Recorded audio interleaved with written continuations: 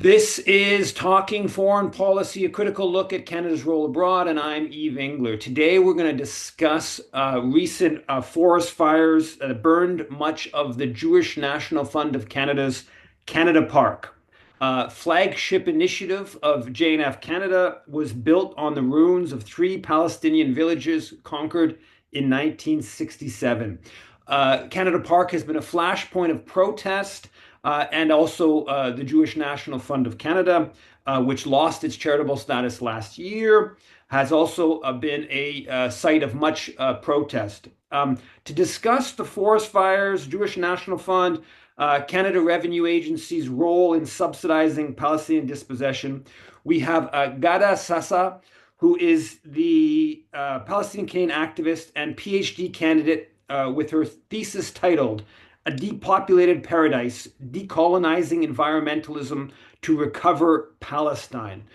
First of all, thanks a lot for coming on Talking Foreign Policy. Can you talk about the forest fires and how it may have been spurred by some of the colonial ecology that JNF Canada has brought to the region? Of course. So thank you so much for having me on here, and such a pleasure to meet you virtually and to be interviewed by you. So I guess I'll start by saying that Israel, of course, was founded as a settler colony. And so what that means is that it's not just here to exploit Palestinian land and resources, but it's actually making a permanent claim to the land. And so what that means is that it has not only dispossessed 80% of Palestinians in 1948 and continues to ethnically cleanse them and, of course, kill them, as we see in Gaza right now. It's killed hundreds of thousands of Palestinians and is starving millions more. But on top of all that, it is terraforming the landscape. And what that means is that it's transforming it into a neo-Europe. And so part of it has been for capitalist purposes, but the other part is to strip the land of its Palestinian, Arab, and Muslim memory. And so what they've been doing is deforesting a lot of the indigenous flora while introducing a lot of invasive pine trees.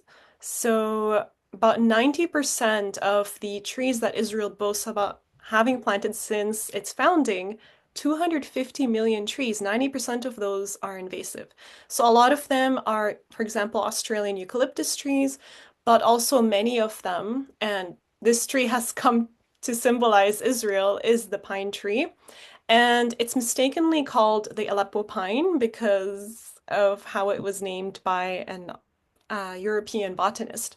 But this pine is actually not native to Syria or the broader Levant. It's really native to Spain, specifically the south, as well as France and Italy, and it's found in the north of Africa. But yeah, basically, the British introduced it to Palestine in the 1920s, and then Canada, specifically, sorry, Israel, specifically the Jewish National Fund, really planted this everywhere. And so, what this pine tree has done is with its needles, it has covered the forest floor, preventing a lot of the native, flora from growing. And then also, it's been acidifying the land.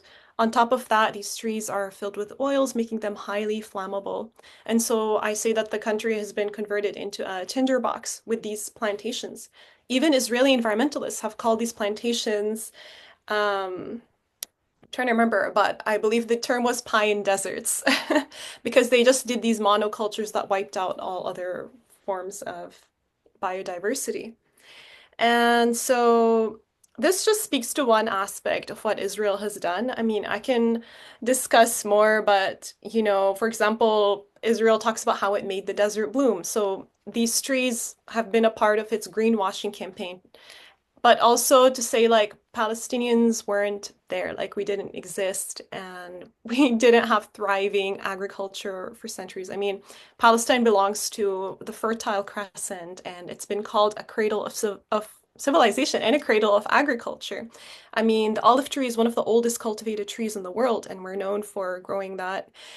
But basically what Israel is trying to say is that no, it was completely deserted. There were no people living there or growing anything. and that we're the ones who made it bloom. And so it's been specifically planting in the southern half of Palestine, which is known as a Naqab. And there, the trees have been desertifying the land and warming the climate because they're sucking up all the available water. They're very thirsty plants.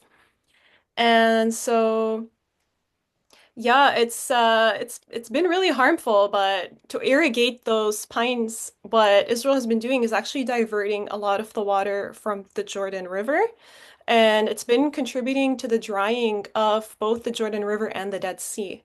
And so about three-quarter of the Dead Sea, its water is being removed by these kinds of water diversion channels, one of them being Israel's main national water carrier. Also, this company called the Dead Sea Works, which is an Israeli potash plant. It's the fourth biggest potash producer in the world, and it's responsible alone for removing 12% of the water in the Dead Sea. So that just speaks to how Israel's really wreaking havoc across the whole area in the name of making the desert bloom. So it's really ironic. It's really insidious. And so much of Canada Park, according to the JNF Canada, was burned down, or the forest fire. Um, and this flagship project goes back to the early 70s. Can you talk a little bit about Canada Park and yeah, just some of its history of its role in dispossessing Palestinians?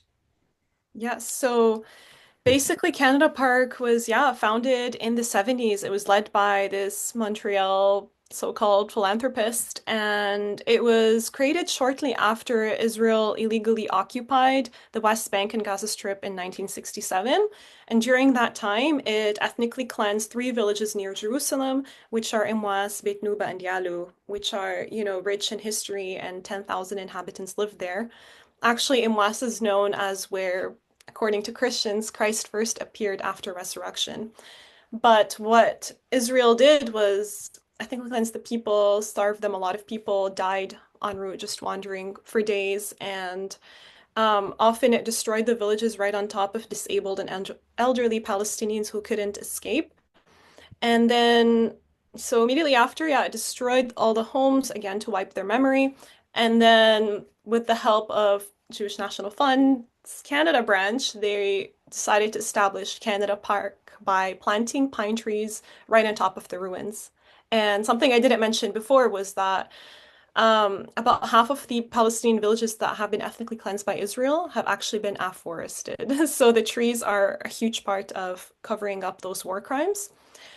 And yeah, the Jewish National Fund was created in 1901, and originally its purpose was to purchase Palestinian land, mainly from Syrian and Lebanese landowners, and then prevent Palestinians from returning. So it is the leading colonial Zionist agency in the world. And of course, it wasn't able to purchase much land because Palestinians quickly realized this was a colonial project, and so they started armed uprisings. And so even when Israel was founded, only about 6% of Palestine was owned by Jewish people. And then after that, Israel, of course, stole much of the land. And today, the Jewish National Fund, along with other members of the Israeli government, controls 93% of historic Palestine. And until today, you'll see bulldozers with the JNF logo, tearing down Palestinian homes and forests in order to plant this invasive flora. So, yeah, that's basically what happened to Canada Park. It's really shameful that Canada allowed it to have a charitable status just until last year, with heavy pressure by Independent Jewish Voices Canada and Nakba survivors who are based in this country. Yeah, that one who I met in Halifax, Ismail Zaid, he was driven out by in '67. He was from one of the three villages. I forget which one of the three villages that was Canada Park was built over, and he's been campaigning. He'd been campaigning on the issue for like since he learned about, I believe, in the late '70s. So like 40 years of activism against JNF. And as you mentioned, it was successful last year. The Canada Revenue Agency did revoke the JNF's charitable status. But what we've learned is that there's these the Negev dinners that JNF has been organizing. I think the first one began in Calgary uh, sometime this week, and there's a number. Montreal I saw is on May 25th, and there's other cities across the country in the coming weeks. They seem to be using as a conduit this other registered charity, Israel Magan, which is this was not a surprise. This is often how the Zionist charities kind of operate, is that when one gets targeted, then they sort of step in with a different organization and becomes a conduit. It's a little bit unclear what's going on. There is a campaign to suspend Israel Magan's charitable status, so it can't be used as a conduit to bypass the CRA's move against JNF's charitable status. And I also want to also mention there is there's a report about a week ago in Mondoise that JNF Canada raised $100 million and just didn't account for it whatsoever. $100 million over 20 years with literally no reporting on this to the CRA. So it's quite a dubious enterprise. But yeah, can you, I guess maybe you talked a little bit about the JNF's history, but can you maybe go a little bit more? There's these Negev dinners that they are organizing in Montreal and Calgary and other cities. A little bit more of that sort of like historical context of the JNF in the sort of dispossession of Palestinians.